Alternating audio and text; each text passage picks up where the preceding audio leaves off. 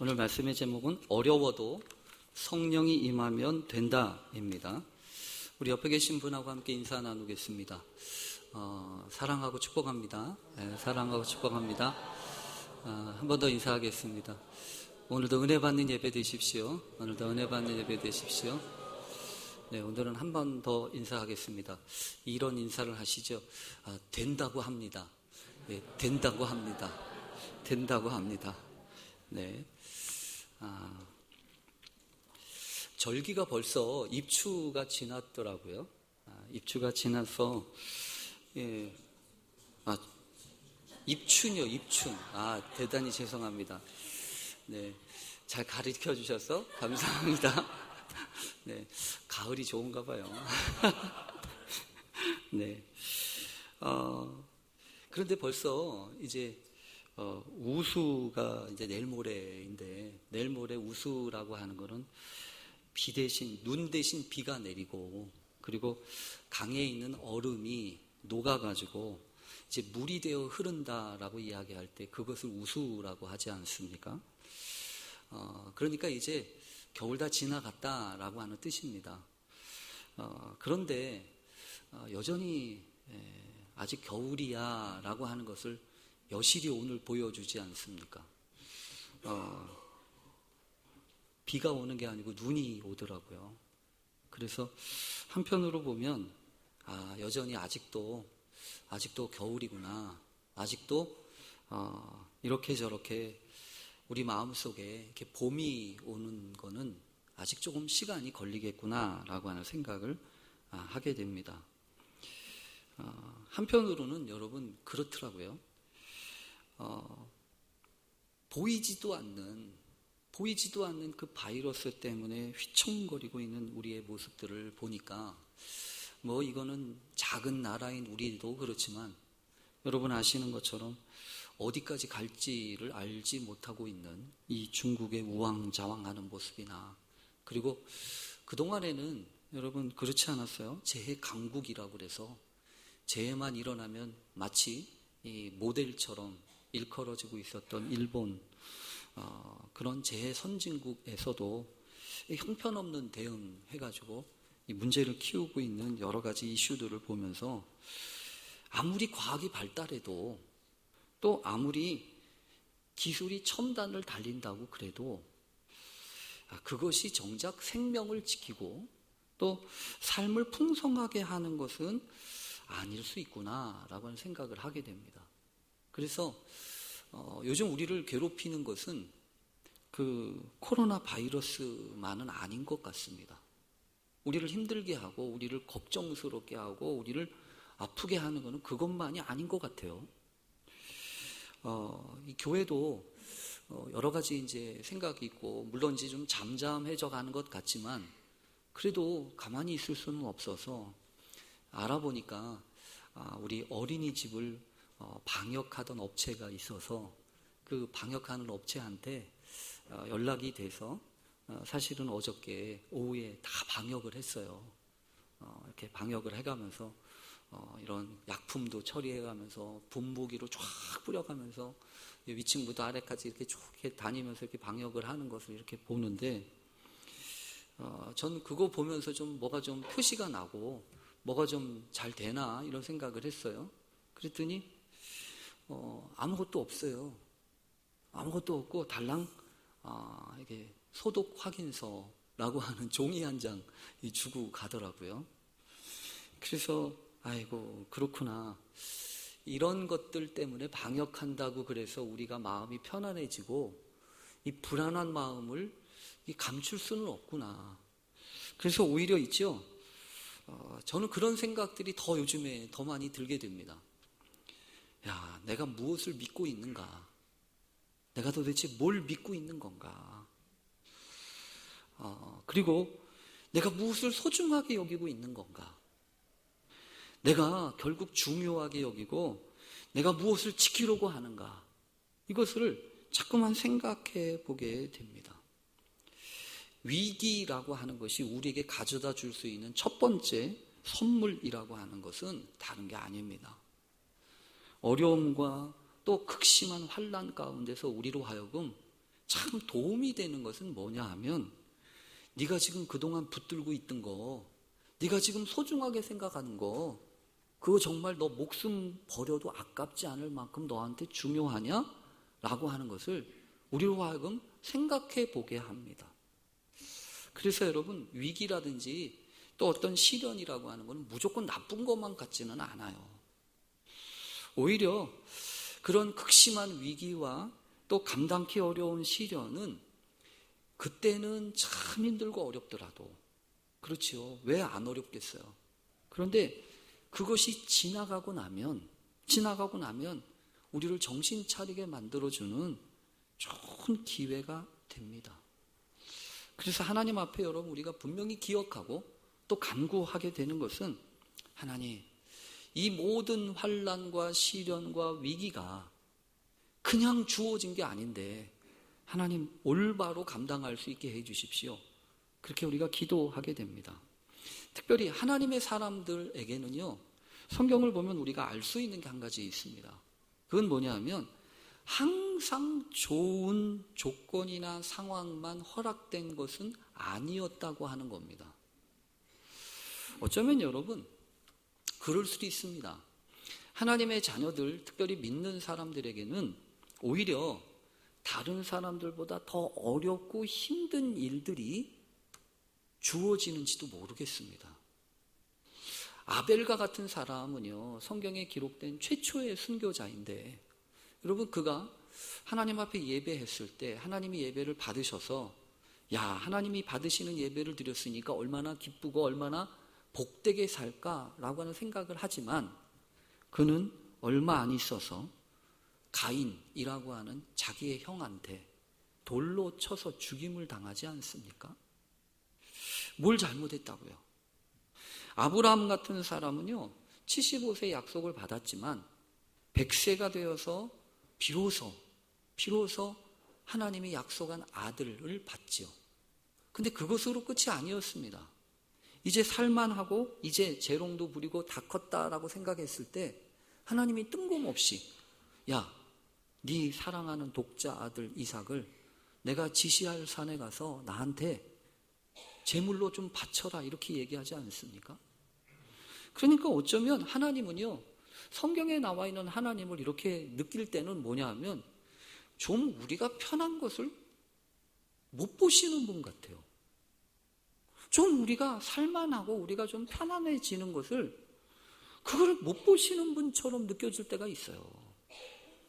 그래서 어떻게든지 힘들게 하고 어떻게든지 어렵게 하고, 여러분 아시는 것처럼 야곱과 같은 사람은 겨우겨우 어떻게 해서 우여곡절 끝에 축복을 받았지만 그에게 펼쳐지는 여러 가지 삶의 여정들은요, 그 축복을 누리게 되기까지는요, 엄청난 시련과 엄청난 고난을 겪습니다.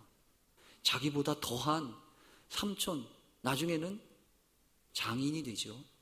그리고 어쩌면 그렇게 아버지를 똑 빼닮았는지 미워할 수도 없게 만들어 놓으셔서 그 자식들한테 껌빡 속아가지고 그 반평생을 그렇게 속아서 사는 사람이 되지 않습니까? 그것 때문에 130년을 살았지만 바로 앞에 서가지고 자신의 인생을 회고해보면서 뭐라고 얘기하냐면, 내 인생의 길이 130년, 나그네 길의 세월이 130년인데 험악한 세월을 살았습니다 라고 이야기한다고요. 그러니까 여러분, 성경에 보면 믿음으로 사는 사람들에게 최고의 조건과 최상의 환경이 주어진 것은 절대로 아니었다는 거예요. 오히려 늘 부족하고 어딘가 속상하고 어딘가 억울하고 어딘가 모자란, 어딘가 부족한 구석에 떨어질 수밖에 없었던 사람들이었다는 겁니다.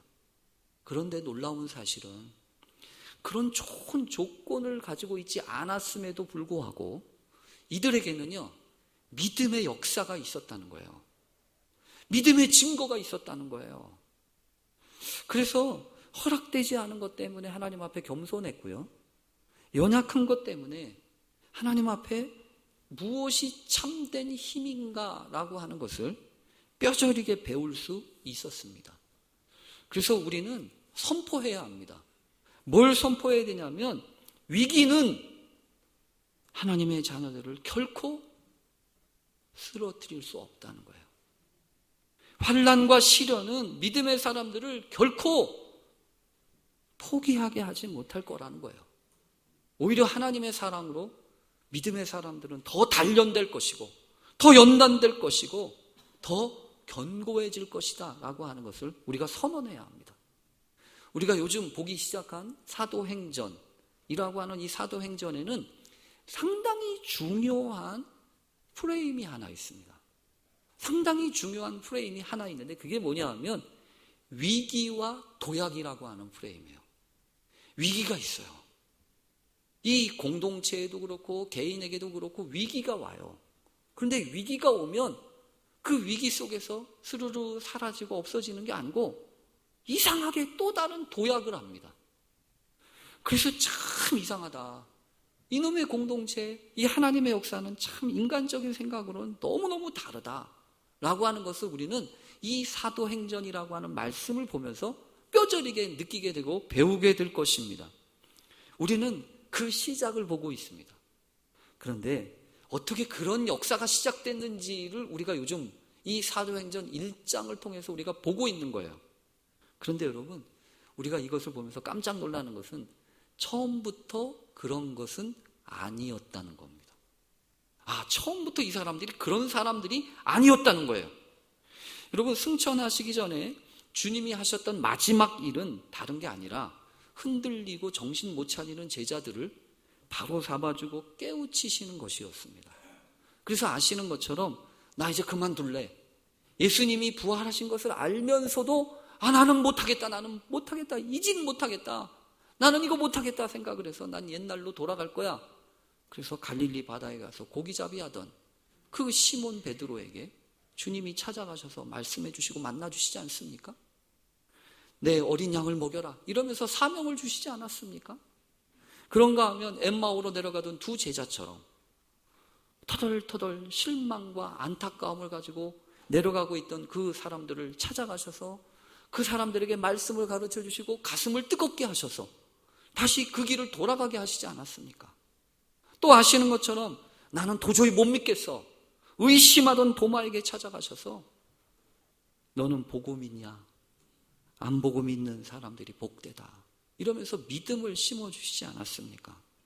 그러면서 여러분, 그래서 주님이 말씀하신 것은 무엇이었냐면 어렵고 힘들지만 예루살렘 떠나지 마라. 이 말씀하고 이곳에서 있으면서 아버지의 약속하신 것을 기다려라 라고 하는 것이었습니다. 왜냐하면 그 어렵고 힘든 곳에서부터 하나님의 역사가 시작될 것이라고 성경에 이미 예언이 되어 있으니까요. 그곳에서부터 회개의 역사가 시작되어야 되니까. 그래서 여러분, 이 말은 무슨 뜻이냐면 주님이 제자들한테 무슨 희망을 걸거나 제자들한테 무슨 믿음을 가진 것은 아니었던 것 같아요. 왜냐하면 오히려 주님은 제자들의 연약함을 아셨습니다. 얼마나 그들이 준비가 되어 있지 않은지를 아셨습니다. 3년 동안 함께 하면서 가르치셨지만 여러분 아시는 것처럼 예수님이 십자가를 지실 때 모른다고 다 도망가지 않았습니까? 다 뿔뿔이 흩어져야 되지 않았습니까?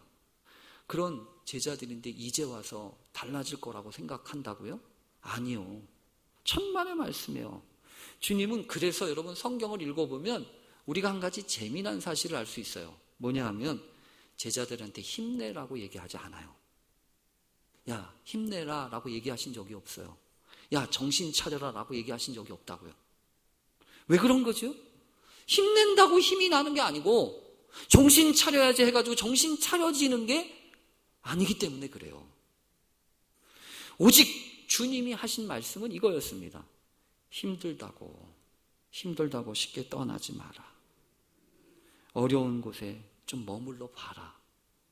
아버지께서 약속하신 것이 있으니까 그거 기다려라. 이 말씀이에요. 여러분, 그런데 주님이 그렇게 이야기하셨지만 제자들이 떡하니 이야기하는데 오늘 6절에 보면 이렇게 얘기하죠. 그들이 모였을 때에 예수께 여쭈어 이르되 주께서 이스라엘 나라를 회복하심이 이때니까. 여러분, 이 말씀은 완전히 뚱딴지 같은 말씀이에요. 뚱딴지라고 하는 건 왜 그러냐면 아구가 안 맞아요. 왜냐하면 주님이 지금 계속해서 무슨 얘기를 하셨냐면 하나님 나라의 일을 얘기하셨다고요. 그래서 주님은 처음부터 마지막까지 회개하라, 천국이 가까이 왔느니라 이러시잖아요. 처음부터 얘기하신 건 하나님 나라의 일이에요. 그리고 마지막에도 우리 읽은 사도행전 1장 3절에도 보면 40일 동안 그들에게 보이시며 하나님 나라의 일을 말씀하시니라. 하나님 나라의 일을 말씀하세요. 그런데 그 이야기를 다 들었던 제자들은 마지막에 주님한테 또 한 번 물어보는데 뭘 물었다고요? 이스라엘 나라를 회복하신 거에 대해서 물었다고요. 하나님 나라를 얘기하고 있는데 이 제자들은 계속해서 관심이 어디에 있냐면 이스라엘 나라예요. 여러분, 하나님의 나라하고 이스라엘 나라하고 차이가 어떤 차이가 있을까요? 하나님의 나라는 하나님이 다스리시고 하나님이 통치하시는 나라예요. 이스라엘 나라는 어떤 나라예요? 자기 나라예요. 자기들이 관심 가지고 자기들이 다스리고 자기들이 운영하는 나라라고요.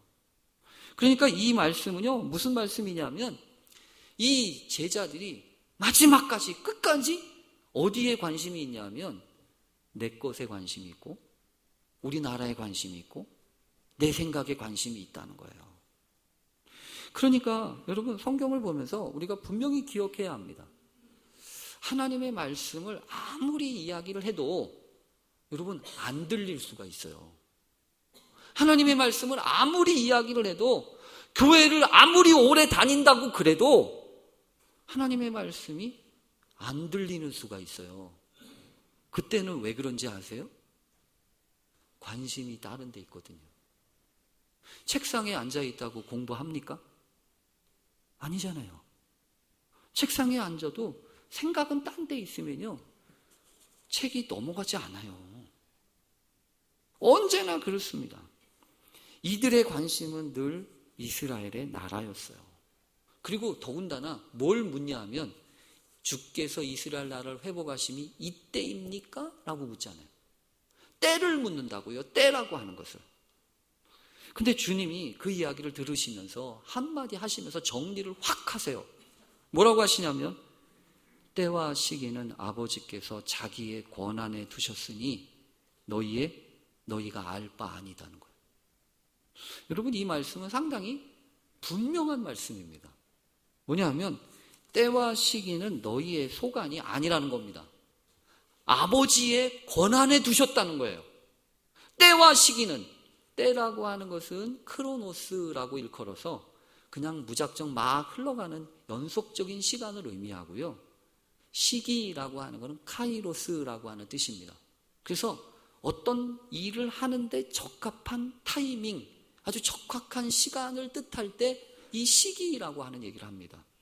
그런데 이 시간이 됐든 저 시간이 됐든 이건 우리 소관이 아니라는 거예요. 하나님이 다 주관하신다는 거예요. 저는 이 말씀을 읽는데 그런 생각이 들었어요. 그렇구나. 내가 때를 묻는 때는 언제냐 하면 항상 저는 그렇게 생각했거든요. 좋은 때가 있고 안 좋은 때가 있어 라고 생각을 했어요. 여러분, 하루도 그렇지 않습니까? 하루도 똑같습니까? 아침에는 좋은데 저녁에는 안 좋아요. 그리고 무슨 일을 할 때 보면 좋은 때가 있어요. 예를 들어서 아침에는 집중해서 무언가를 할 수 있는 때잖아요. 근데 오후 시간에는 집중이 잘 안 돼요. 그러니까 무슨 책을 보거나 무슨 창의적인 일을 할 때는 아침에 하는 게 좋은 때예요. 그런가 하면 이런 집중하지 않아도 되는 일을 할 때는 오후에 하는 게 좋은 때라고요. 근데 여러분, 우리는 그렇게 생각하잖아요. 그래서 우리가 그렇게 묻는다고요. 지금이 좋은 때인가요? 이렇게 묻잖아요. 근데 주님은 뭐라고 그러시는 거죠? 야, 때 따지지 말라는 거죠. 때 따지지 말라는 거예요. 제가 그래서 간혹 가끔 가다 그런 얘기 하시잖아요. 여러분, 좋은 때가 언제죠? 지금이 제일 좋은 때예요. 오늘 어떤 분이 그러시더라고요. 일부 예배를 드리는데 목사님 건강 어떠세요? 걱정스러우셔서 얘기하시잖아요. 그럼 제가 오늘 그랬어요. 저 오늘 제일 좋아요. 그렇지 않아요, 여러분? 여러분이 제일 젊은 때는 언제입니까? 지금이지요. 지금이 제일 젊은 때 아니에요? 지금이 제일 건강한 때 아니냐고요. 그래서 오늘 성경을 보면서 그런 생각이 들었어요. 야, 좋은 때를 찾는 사람치고 현실에서 최선을 다하거나 의미 있는 선택을 하기는 어렵다는 거예요. 여러분, 헌신도 마찬가지입니다. 언제 헌신합니까? 조금 시간의 여유가 있고요? 조금 더 건강해지고요? 아니요, 그런 거 없어요. 지금 하는 거예요. 하나님의 말씀에 따라 지금 헌신하고 지금 순종하고 지금, 그래서 은혜를 가지고 은혜를 생각하는 사람에게는요, 언제나 좋은 때예요. 나쁜 때가 없다고요. 왜 그런 거죠? 주님이 주관하시니까요. 그것을 믿음으로 나아간다고요. 그래서 오늘 말씀을 보면서 하나님, 때 핑계 대지 않게 해주세요. 늦었다고, 나이 먹었다고 빼지 않게 해주세요. 여러분, 늦은 때 없어요. 지나간 때 아니라고요. 너무 늦었다고 생각할 때 여러분, 바로 그때가 하나님의 일하시는 때인 것을 기억하십시오. 그래서 하나님, 내가 이 시간을 붙잡게 해주십시오. 그렇게 기도하세요. 주님이 그 얘기를 하시는 거예요. 때와 시기는 네 소관 아닌데 왜 네 맘대로 판단하고 네 뜻대로 생각하고 네 권한에 두려고 하냐는 거예요. 하나님의 권한이라는 겁니다. 그리고 오늘 성경에 보면 뭐라고 얘기하시죠? 저는 그럴 줄 알았어요. 니들 하는 말 보니까 틀러먹었다. 그래가지고 뭐가 됐냐? 될 것도 안 되겠다. 그래가지고 뭐가 되냐? 라고 이야기할 것 같은데 주님이 뭐라고 하시냐면 이렇게 얘기하시죠. 오직 성령이 너희에게 임하시면 너희가 권능을 받고 예루살렘과 온 유대와 사마리아와 땅끝까지 이르러 내 증인이 되리라.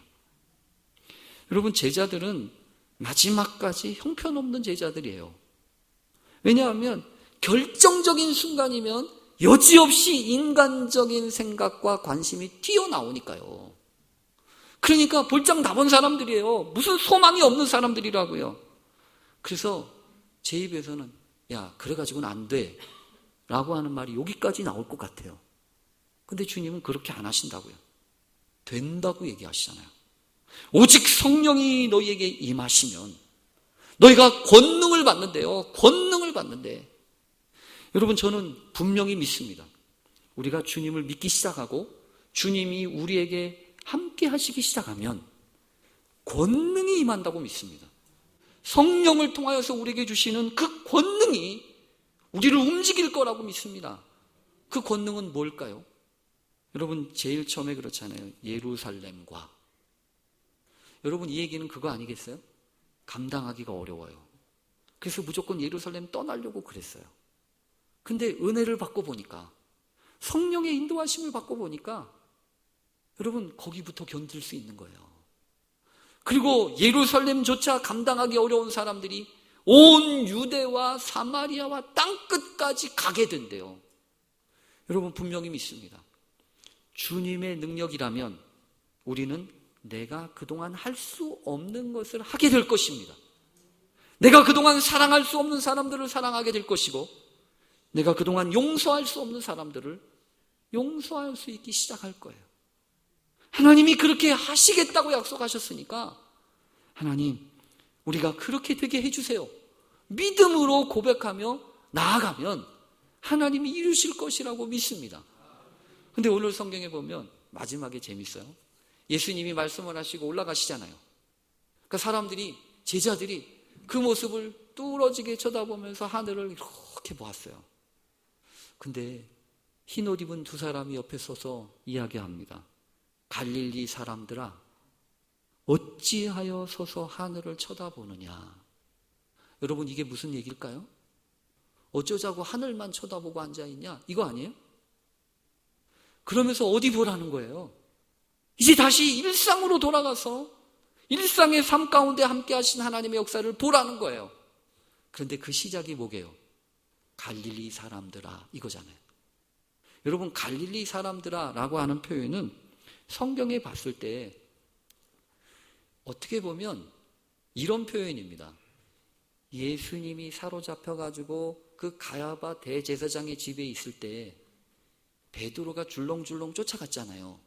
줄렁줄렁 쫓아가가지고 불 쬐고 있을 때 사람들이 뭐라고 그랬냐면 너도 갈릴리 사람이지? 이렇게 얘기했잖아요.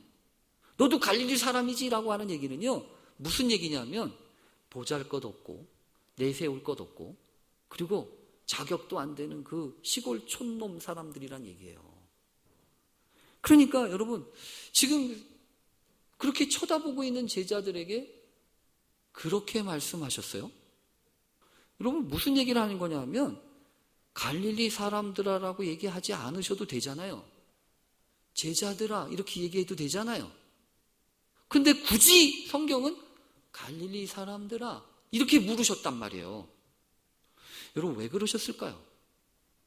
이거는 분명합니다. 왜 그러냐 하면 제자들로 하여금 자신들의 처음 시작을 생각하라는 거예요. 제자들이 어디 출신이죠? 다 갈릴리 사람 출신이에요. 여러분, 이들은 예수님과 3년 동안 같이 살았어요. 예수님이 십자가에서 돌아가시고 부활하시는 것을 보았어요. 그 다음에 승천하시는 것도 봤어요. 그러면 속으로 무슨 생각을 할까요? 우리가 대단한 사람들이지, 이런 생각하지 않아요? 그런데 주님은 여지없이 뭐라고 하시는 거예요? 니들이 대단한 사람들이 아니야. 너희들은 갈릴리 사람들이야. 여러분, 이 이야기는 우리에게 뭘 가르쳐 주냐 하면 사도행전의 역사를 시작하려면 교만한 마음 내려놔야 된다는 거예요. 겸손하게 시작해야 된다는 거예요. 여러분, 우리도 마찬가지라고 믿습니다. 하나님의 역사를 감당하기 위하여 우리에게 필요한 것은 무엇입니까? 인간적인 능력, 세상의 능력이 아니라 약속하신 성령의 능력인 줄로 믿습니다. 교만함이 아니라 겸손함으로 시작할 때 사도행전의 역사가 시작될 줄로 믿습니다. 그러니 여러분, 걱정하지 마세요. 염려하지 마세요. 부족하다고, 나는 자격이 없다고 포기하지 마세요. 왜냐하면 하나님은 그것부터 시작하시는 거예요. 내 일상에서부터, 내 부족함에서부터 당신의 역사를 이루셔서 마침내 땅 끝까지 이르게 하실 테니까, 그런 은혜와 역사가 우리 모두에게 있어지게 되는 한 해가 되실 수 있기를 간절히 축원합니다. 아멘. 기도하겠습니다. 하나님 아버지, 걱정이 많고 염려가 많습니다. 하나님, 어떻게 하면 좋을지,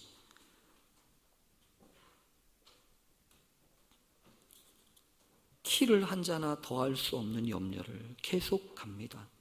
주여, 우리를 불쌍히 여겨주시고 긍휼히 여겨주시기를 간절히 원합니다. 더 좋은 때 오면, 더 여건이 되는 때가 오면 이라고 말은 하지만 하나님, 지금이 가장 귀한 때요 좋은 때임을 놓치지 않도록 도와주시기를 원합니다. 고맙다고 말할 가장 좋은 때가 지금이고 사랑한다고 말할 때가 바로 지금인 것을 깨닫게 하셔서 일상의 축복, 일상의 은혜를 빼앗기지 않게 해 주시옵소서. 예수님의 이름으로 기도합니다. 아멘.